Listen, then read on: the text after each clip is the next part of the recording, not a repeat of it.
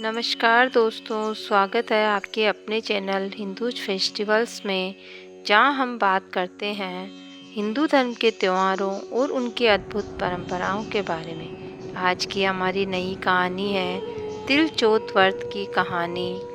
तिल चौथ व्रत की कहानी में सेठ सेठानी की कहानी। किसी शहर में एक सेठ सेठानी रहते थे। उनके कोई संतान नहीं थी, इससे वे दोनों बहुत दुखी रहते थे।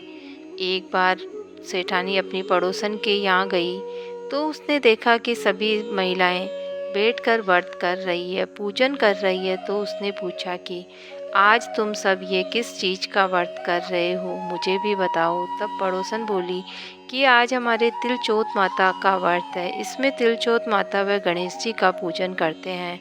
इस व्रत को करने से धन, पुत्र, वैभव, अमर सुहाग, घर में सुख शांति का वास होता है। तब सेठानी बोली कि मैं भी तिल चौथ माता का व्रत करूंगी, गणेश जी और चौथ माता का पूजन करूंगी।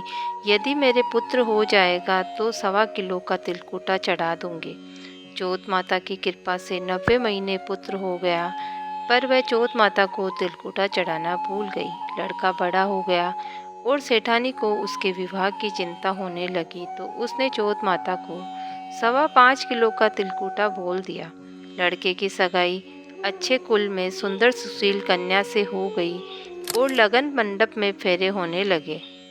परंतु सेठानी ने चौथ माता के पुत्र होने का और पुत्र की सगाई होने का भी तिलकुटा नहीं चढ़ाया था। इसीलिए चौथ माता अप्रसन्न हो गई और फेरों के बीच से चौथ माता ने उस लड़के को वहां से गायब कर दिया।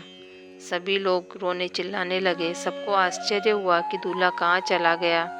कुछ दिन बाद वह लड़की गणगौर पूजने जाती तो एक पेड़ से निकलती तो पेड़ के कोटर में बैठा हुआ दूल्हा बोलता, आओ मेरी अर्धव्याही नार आओ।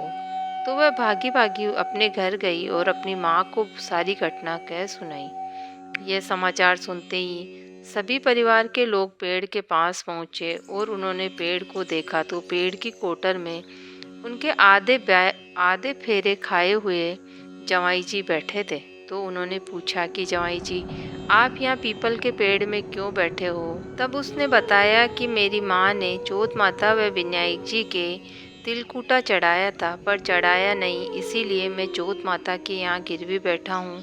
मेरी माता से जाकर कहो कि वे मेरे जन्म से लेकर अब तक के बोले हुए सारे तिलकुटों का भोग लगाएं और चौथ माता को प्रार्थना करें, क्षमा मांगे, तब चौथ माता मुझे यहाँ से छोड़ेगी।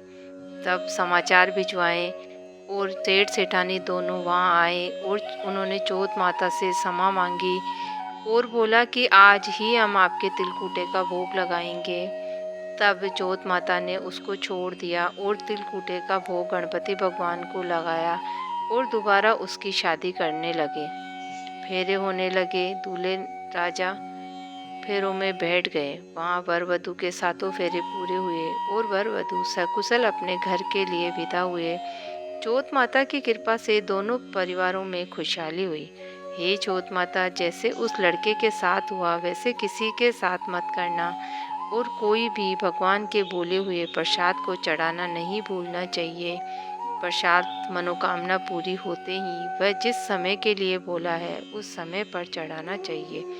गणेश जी भगवान व तिल चौथ माता की जय हो।